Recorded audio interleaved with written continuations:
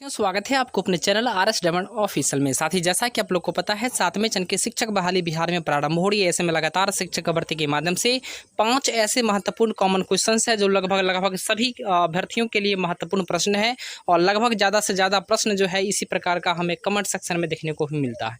तो आइए साथ ही इन 5 प्रश्नों का उत्तर जानते हैं। आखिर जो है इन 5 प्रश्न को लेकर के जो शिक्षक भर्ती बहुत ज़्यादा जो है कमेंट सेक्शन में कमेंट करते हैं और बहुत ज़्यादा प्रश्न को पूछने का काम करते हैं। ऐसे में इन सभी 5 प्रश्न के ऊपर आज हम लोग डिस्कस करने वाले हैं। कुल मिलाकर साथी कह ले तो पहला प्रश्न है कि कितने सीटों पर 7वें चरण अर्थात 1 to 5 और 6 to 8 की बहाली आने वाली है।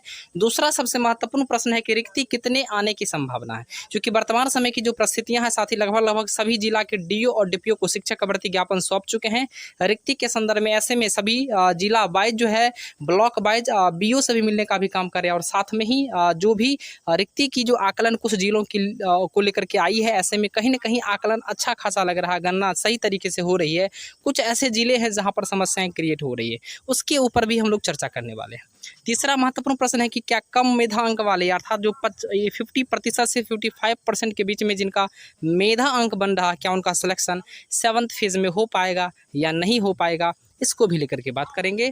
और नंबर 4 प्रश्न है साथ ही बहुत ही ज़्यादा महत्वपूर्ण प्रश्न है। लगातार शिक्षक भर्ती इसका बहुत ज़्यादा डिमांड भी करते हैं कि रिक्त महिलाओं की सीट पर संगत कोटि के पुरुष अभ्यर्थियों को मौका मिलेगा क्या।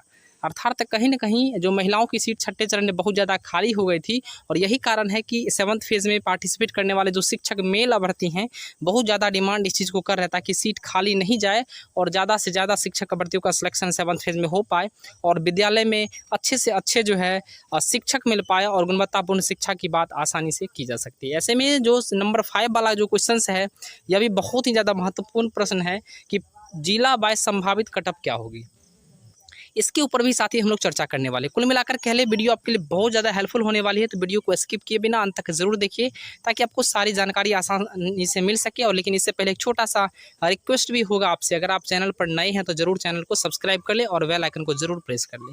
साथ ही जैसे सबसे पहला प्रश्न का जो है हम लोग इसको कवर करते हैं, कितने सीटों पर बहाली आएगी। अब कितने सीटों पर बहाली आएगी इसको लेकर के विभाग पहले से कई बार वो स्पष्ट कर चुके हैं कि 80,000 सीट जो है 1 to 8 के लिए देने का प्रावधान है। ऐसे में 80,000 सीट जो है यह बिहार सरकार, शिक्षा विभाग, माननीय मुख्यमंत्री जी, माननीय शिक्षा मंत्री जी और जितने सारे डिपार्टमेंटल अधिकारी हैं उनके माध्यम से भी 80,000 पर जो है मुहर लग चुकी है। अर्थात 80,000 सीटें की संभावना बिल्कुल जो है जताई जा रही है। ऐसे में जो सीटों का आकलन जो वर्तमान समय में आ रहा है इसके ऊपर भी हम लोग चर्चा कर लेते हैं। वर्तमान समय में कुछ जिला का जो है सीटें हमारे पास आ चुकी है। आप देख सकते हैं मुजफ्फरपुर में लगभग आपको 4,000 के आसपास सीट देखने को मिलेगी। साथ में किशनगंज का सीट 4,000 के आसपास है। खगड़िया का सीट भी बिल्कुल कन्फर्म हो चुका है, 3488 है। वहीं बक्सर का सीट भी लगभग आपको 4,000 के आसपास देखने को मिलेगा। दरभंगा में भी कम से कम आपको 4500 प्लस देखने को मिलेंगे। वैसे दरभंगा में मुख्य रूप से कह रहे तो छठे चरण में 2019 तक की रिक्तियों को जोड़ लिया गया था और यही कारण है कि इसमें 2 प्रकार की रिक्तियों को ही ऐड की जाएगी। पहला प्रकार का रिक्ति होगा 31 मार्च 2022 तक के जो भी खाली पद होंगे उनको जोड़ा जाएगा और साथ में सबसे बड़ा महत्वपूर्ण बिंदु है कि शिक्षक और छात्र के अनुपात को देखते हुए रिक्ति जोड़ी जाएगी। यानी दरभंगा में इन 2 बिंदुओं पर ही रिक्ति जोड़ने की बात सामने निकल के आ रही है। ऐसे में दरभंगा में भी आपको 4500 प्लस यानी 5,000 के अराउंड फिगर में आपको रिक्ति देखने की संभावना है, चूंकि यहाँ के DO DPO से भी लगातार हम लोग संपर्क में जुड़े हुए हैं। ऐसे में सहरसा में भी आपको 4,000 प्लस रिक्ति आने की संभावना है, लगभग आपको 4,000 के आसपास आएगी। कहीं ना कहीं साथी अगर इस आंकड़ा को अगर देख लिया जाए तो इस आंकड़ा को देखने के बाद यह आता है कि लगभग कह लें तो सभी जिले में अच्छे खासे रिक्ति आने की संभावना जताई जा रही है। लेकिन बात यह आती है कि आपको कितने रिक्ति देखने को मिलेगा।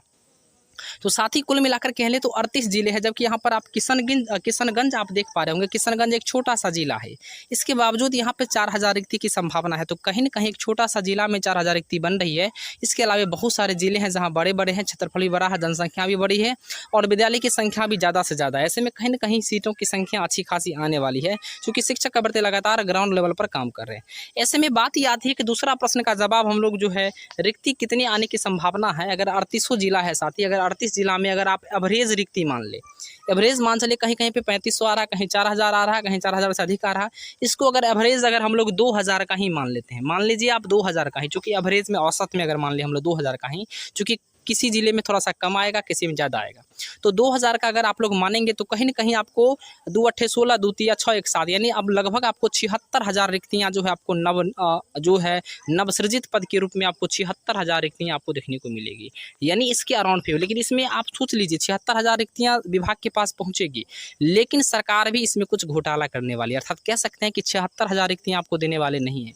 कुछ न कुछ इसमें वो कमी करने वाले हैं, चूँकि जहाँ तक जो है पिछले नियोजन की अगर चर्चा कर ले तो उसमें भी इस प्रकार की चीज़ें देखने को मिली थी। यानी सीटों के आंकड़ा लगभग में आपको 76,000 के आसपास अराउंड फिगर में आपको नवसृजित पद मिलेंगे। लेकिन इससे पहले की अगर चर्चा कर ले, जो बैकलॉग की रिक्तियाँ हैं, जो छठे चरण में बच गया था, वो रिक्तियाँ लगभग में आपको 50,000 के अराउंड फिगर में है। कुल मिलाकर साथी कह ले तो 50,000 रिक्तियाँ ये हो गया और 76,000 ये हो गया। दोनों को अगर आप ऐड कर लेंगे तो लगभग में आपको जो है 1,26,000 यानी कह ले तो लगभग 1.25 लाख पद पर जो है आपको ये 7वें चरण 1 to 8 की बहाली आने वाली है। यानी कह लें तो आपको 1,25,000 आपके जो है पद कम से कम इस प्रकार की चीज़ें आनी चाहिए। विभाग 80,000 को ही दिखा रही है, दर्शा रही है। ऐसे में आप लोग को घबराने वाली बात नहीं है। लगभग शिक्षक का भर्ती सारे जिले में अच्छे तरीके से काम भी कर रहे हैं।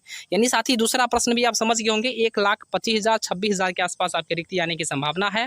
और सीटों की बात कर ले तो लगभग आपको बिहार सरकार के द्वारा 80,000 ही दर्शाई जा रही है, लेकिन आपको 1 लाख प्लस सीट आने की संभावना यहाँ पर है। लेकिन यहाँ पर रिक्ति जो है आपको 1,26,000 के अराउंड फिगर में बन रहा है। तीसरा महत्वपूर्ण प्रश्न है कि कम मेधांक वाले जो शिक्षक का भर्ती होंगे उनका क्या होगा 7th फेज में या नहीं होगा। साथ ही जिनके मेधांक कम बन रहे हैं, अर्थात कहीं न कहीं वो शिक्षक का भर्ती पुराने होंगे, जो कि नए वाले जो शिक्षक का भर्ती हैं उनके ज़्यादा मेधांक हैं, तो कहीं न कहीं समस्याएं क्रिएट होती है। लेकिन आप लोग घबराएं नहीं, क्योंकि 7वें चरण की जो शिक्षक बहाली है बिल्कुल भिन्न होने जा रहा है। इस बार नए तरीके से बहाली होने जा रही है। नियमावली 2020 को बदल करके 22 में जो आंशिक संशोधन की जा रही है उसी के आधार पर बहाली होनी है। यानी कुल मिलाकर साथ ही कह ले तो इस बार आपको 7वें चरण में ऑनलाइन तरीके से बहाली होने वाली है। ऑनलाइन अप्लाई होगा, साथ में ही आपको सेंट्रलाइज और डोमिसाइल के तहत बहाली होनी है। यानी डोमिसाइल यानी सिर्फ जो बिहार के प्रॉपर मूल निवासी होंगे वही पार्टिसिपेट कर पाएंगे, अप्लाई कर पाएंगे। ऐसे में कहीं ना कहीं मेधा अंक का कट ऑफ जाना, यानी कट ऑफ कम जाना, ये बिल्कुल जो है लाजमी है, बिल्कुल कम जाएगा ही जाएगा। यानी छठे चरण की तुलना अगर आप कर ले तो बिल्कुल 7वें चरण आपको 5 से 6% का मेधा अंक आपको डिफरेंस देखने को जरूर मिलेगा 7वें चरण में। वैसे अगर छठे चरण की बात कर ले तो कैटेगरी वाइज अगर कट ऑफ बात कर ले तो कहीं न कहीं कम से कम मेधांक वाले शिक्षक का भर्ती का भी हुआ है और कहीं से ज़्यादा भी लोगों को नहीं हो पाया। लेकिन आप अगर आंकलन करें तो लगभग में 60% से ऊपर जो है लगभग में अगर कह लें छठे चरण में तो मैक्सिमम लोग का हो गया है। 60% से ऊपर था उनका हो गया, कहीं कहीं पे 62-63 वाले को भी नहीं हुआ है, लेकिन ज़्यादातर जो है होने के चांसेस दिखे हैं। ऐसे में कहीं न कहीं साथ ही आपको 50 से 55% भी जिनके अगर मेधांक बन रहे हैं, लेकिन कहीं न कहीं इसमें अगर हम लोग कह लें तो जो रिजर्वेशन वाले होंगे उनको ज़्यादा बेनिफिट देखने को मिलेगा, रिजर्वेशन वाले को। लेकिन नॉर्मली कह लें तो 60% से ऊपर जिनके अधिक मेधांक है वो सारे लोग जो है बिल्कुल इस बार उनका हो जाएगा, निश्चित रूप से उनकी हो जाएगी 60% जो है प्लस वाले का। ऐसे में नंबर 4 का जो क्वेश्चन है बहुत ही ज़्यादा जो है यह प्रश्न पूछा जाता है शिक्षक का भर्ती के माध्यम से, बहुत ज़्यादा जो है प्रस्ताव के रूप में भी रखी जाती है। प्रश्न है कि रिक्त महिलाओं की सीट पर संगत कोटि के पुरुष अभ्यर्थी को मौका दिया जाए। तो कहीं ना कहीं साथ ही छठे चरण के शिक्षक बहाली को आप लोगों ने देखा होगा, वहाँ पर क्या था कि वहाँ पर जो है इस प्रकार की चीज़ जो है अवगत नहीं थी, जिसके कारण क्या हुआ था कि ज़्यादा से ज़्यादा जो है महिलाओं की सीट खाली रह गई थी। लगभग कह सकते हैं आधे से अधिक सीट जो है महिलाओं की खाली रह गई थी। लेकिन 7वें चरण में इस प्रकार का ना हो, ऐसे में शिक्षक भर्ती लगातार इस आवाज़ को जो है इस प्रकार के प्रश्न को आवाज़ के रूप में बुलंद कर रहे हैं। ऐसे में सचिवालय में भी इस प्रकार के प्रश्न को लगातार हम लोगों ने रखने का प्रयास किया है। दीपक कुमार सिंह जो वर्तमान में प्रमुख सचिव है, इनके सामने भी रखने का प्रयास किया है, लेकिन सर के द्वारा सिर्फ कोई सकारात्मक सिर्फ जो है उस पर आश्वासन ही मिला है कि आपके बातों को गंभीरतापूर्वक ली जाएगी, यानी इस पर सोचा जाएगा। तो कहीं ना कहीं ये सारी चीज़ें जो है विभाग पर छोड़ना पड़ेगा। लेकिन एक चीज़ मैं साथ ही और आपको यहाँ पर मेंशन कर दूँ कि 2016 में जो है एक चीज़ बहाली हो रही थी शिक्षकों की, तो उस समय में जो है मतलब 16 में जो है एक नियुक्ति हो रही थी, उस नियुक्ति में महिलाओं की सीट पर इस प्रकार का चीज़ जो है अवगत हुआ था। एक लेटर भी मैंने आपके साथ प्रोवाइड किया था, उसमें भी इस प्रकार की चीज़ मेंशन था। अर्थात जब पहले इस प्रकार का चीज़ हो चुका है तो 7वें चरण में भी लागू कर देनी चाहिए, ताकि सीटों की संख्या बिल्कुल खाली न रहे, कम से कम मेधांक वाले शिक्षक का भर्ती का भी बहाली हो जाए। वैसे ही विभाग पर छोड़ देना होगा, क्योंकि विभाग अगर चाहेगी तो कर सकती है, अन्यथा नहीं चाहेगी तो बिल्कुल इसमें किसी प्रकार के घबराने की बात भी नहीं है। लेकिन अगर आ जाता है तो ज़्यादा से ज़्यादा बेनिफिट मिलेगी। नंबर 5 वाला पॉइंट है कि जिला वाइज संभावित कटअप क्या होगा। देखिए साथी, जिला वाइज संभावित कटअप अलग अलग चीज़ों पर डिपेंड करती है, चूँकि सभी जिले में शिक्षक भर्ती की संख्या अलग अलग है और सीटों की संख्या अलग होगी। तो ये डिपेंड करेगा कि उस जिले में सीटों की संख्या कितनी है और उस जिले में कितने सारे शिक्षक भर्ती पार्टिसिपेट कर रहे हैं, अर्थात आवेदन कर रहे हैं। ऐसे में कटअप जो है जिला वाइज उसी पर डिपेंड करता है, लेकिन मैं आपको आंशिक कटअप अर्थात कह दूं, आपको संभावित कटअप मैं आपको बता देता हूं।